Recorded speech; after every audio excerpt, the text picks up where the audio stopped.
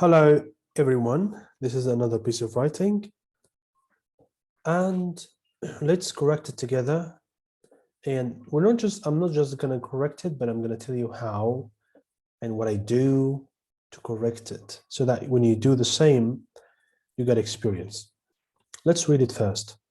Sometimes when I arrived home, I was angry because the traffic was so bad. That makes me do a lot of cruel things my child is trying to hide, but finally after taking a rest, I call them and they reply and promise them I will be calm. They agree with me and play with them to make them pleased. We see here a lot of repetition for the pronoun, object pronoun them. We see sometimes usually used in the present simple. And story starts with the past. So the first thing I need to check is, can we use sometimes in the past as well or not? Because adverbs of frequency, some of them may be used in different tenses. I'll show you. First, let's use sometimes. Can I use it in the past? Sometimes means this is adverb in a way. It's different from sometime, which is adjective. So it's adverb, sometimes. Occasionally rather than all of the time. So it's not 100%. Not all the time, not all day, not every day, sometimes. I go by car, writes present. Present. The skiing season runs, present.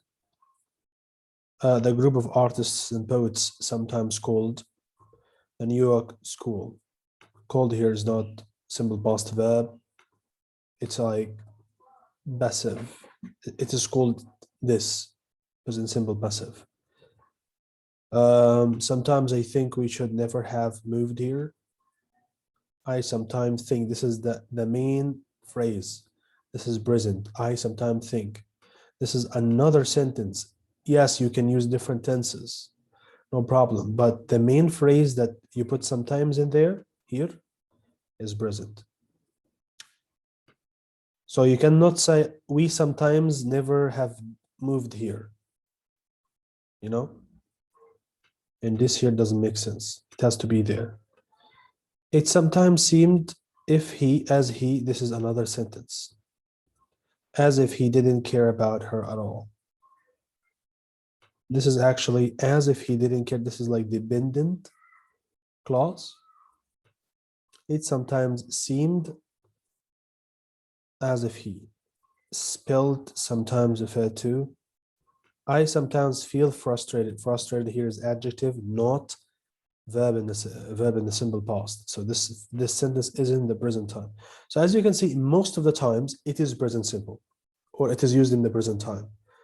You can use different tenses, no problem, but this tense alone and this tense alone, right?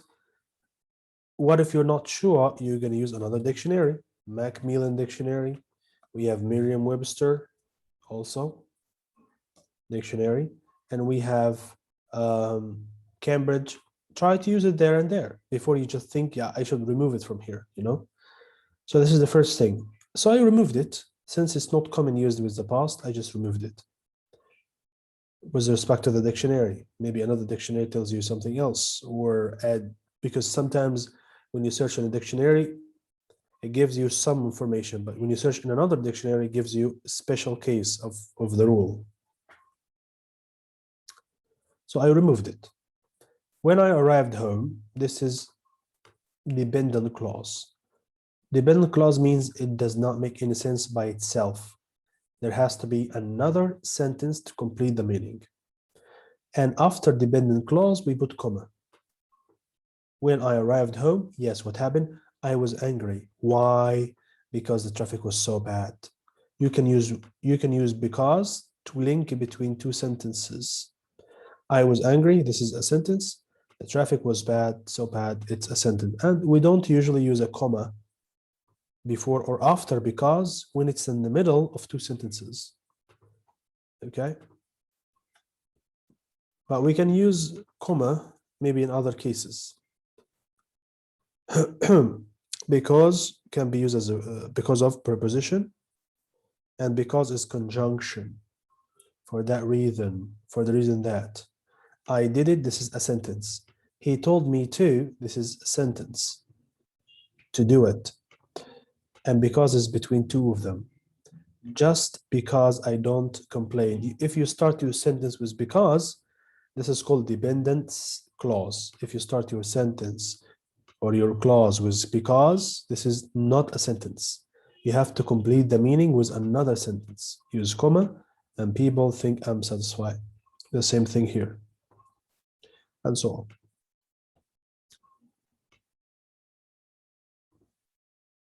That is like that. What is that? That is this. All the previous sentence. Okay, that here replace all the previous sentences. That made me angry, or that made me do a lot of cruel things. Cruel is adjective, things is noun. That's great, but here that makes me do lots of. So a lot of story writers say that if you should stick to one tense when you write your story, because this is a special case of editing short story. Some say stick to the past simple, some say stick to the present simple, some say when you use the present simple, it makes it like the story happening at the time of speaking, you know, and you can put past simple there in your story as flashback. But for beginner students, I don't want to confuse them, and I tell them, okay, if you start with the past, keep it all the past, because his level is beginner. The person who writes this story. So I correct with respect to his level of English. I don't just correct with my level of English. Okay. So that made me do a lot of cruel things. After you see do here because after make or made, you put the infinitive verb. Make, do. Also, if you're not sure about something, you can put it into the dictionary. This is the best thing to know how you can use the word. You need to know, is it a verb? Is it a noun, a pronoun, adjective, adverb? What is it exactly? And is it fit in this place or not?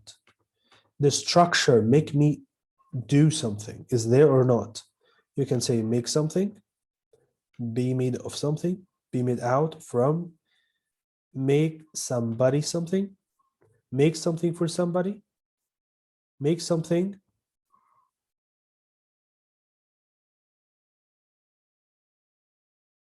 make somebody or something yourself. This is the structure. Make somebody do something. You see, do here is an infinitive verb. She always makes me laugh. Okay. So you do something. What do? You laugh. This dress makes me look fat. Makes you say that, and so on. So you see here, makes somebody do something, or make something do something. We were made to feel extremely welcome. Nothing will make me change my mind. Make me change. Make me change something. Do something. All right?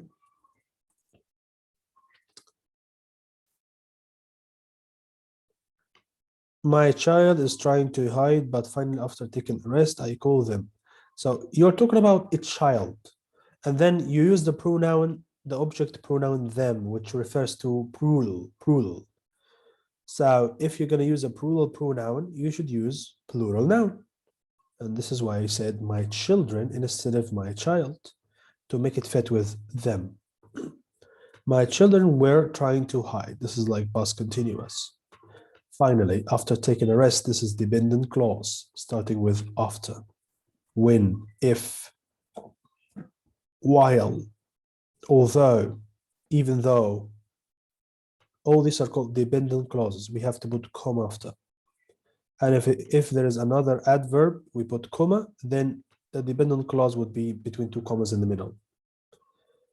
And still, this is not a sentence. You have to put a sentence to complete the meaning. What happened after taking a rest? I called them. Fine, this is a sentence. Then what you do? They replied and promised me they will be calm. So now we need to check. We see here, promise me that I will be calm. Doesn't make sense. They promise me that they will be calm. The question is, this is promised me, this is simple past. Should I use will or would here? We use would in the past if we imagine something that maybe didn't happen. So when you say, if I were you, I would do this and that and that. So this means it didn't happen to me. It happened to you, but it didn't happen to me. So I'm telling you, if I were you, if I were in your shoes, this is idiom, like if I were in your place, I would, for instance, call the police, or I would talk to someone else. So still, we need to know, can I use the infinitive verb after promise? So we put the verb promise into the dictionary and see if we can use the infinitive verb or not, because you can put infinitive verb after simple past verb, no problem. Promise to do something, you see? The college principal promised to look into the matter. Promise not to tell anyone, I promise. They arrived as they had promised.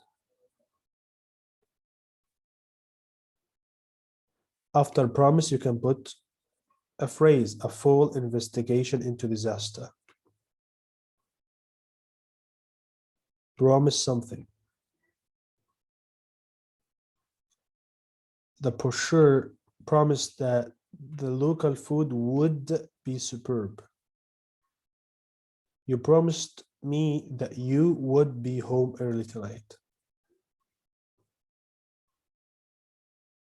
He promised the money to his grandchildren.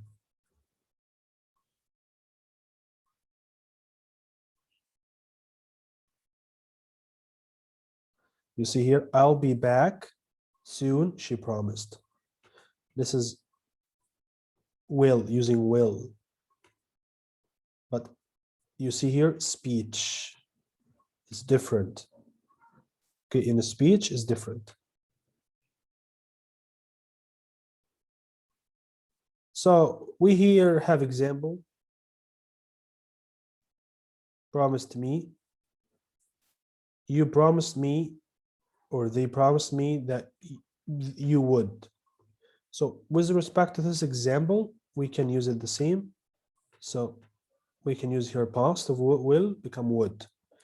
They replied and promised me they would be calm. So you see how we edit? We can edit like many times and pick up another mistakes. You know, it's if you are editor in the magazine or newspaper, you have to do this all the time. And it check the prepositions and it check everything. After you allow people to print something, you need to check everything. And this happens to be with experience, of course. They agreed. I played with them to make them pleased. Please here's adjective like happy and well.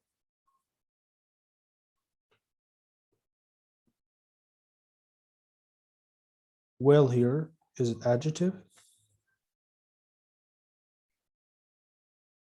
It's adverb, but it can be used also as an adjective. So it's okay. It's correct. We sat together watching TV. Can we use sat and then a gerund? Can we use sat with a gerund? Then you put sat in the dictionary and see the examples. The past participle of sat is sit. Sorry, the past participle of sit is sat.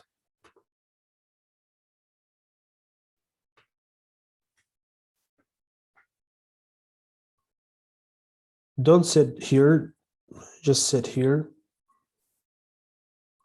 He sat beside her. Sat next to me. She was sitting. She sits.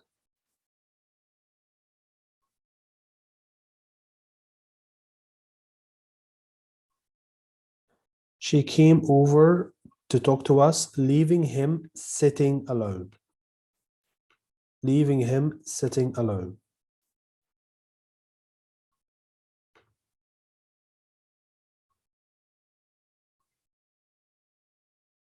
Sit doing something. She just sits there watching something. We sat watching TV. So the same structure is there, so it's correct. Cool. There was a lion attacking, the same thing. There was a lion attacking animals that made them afraid, made the children afraid.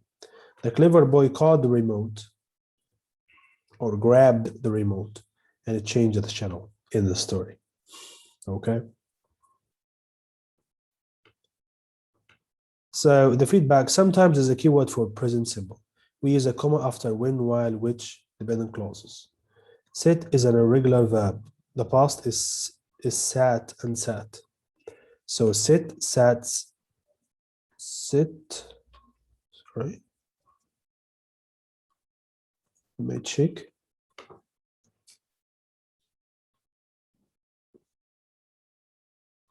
Yeah, sit is a different thing. We have sat and sit. I meant to say sit.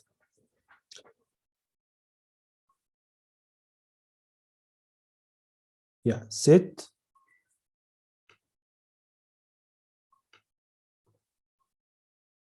Not sat, sit. Sit is an irregular verb. The past form is sat, sat, sat. Sit, sat, sat. The past of catch is caught. Using different tenses depends on your understanding and your logical order of your ideas. So you can use different tenses in your story, that's okay, but make sure that you do it well. Thank you for watching and see you in the next class.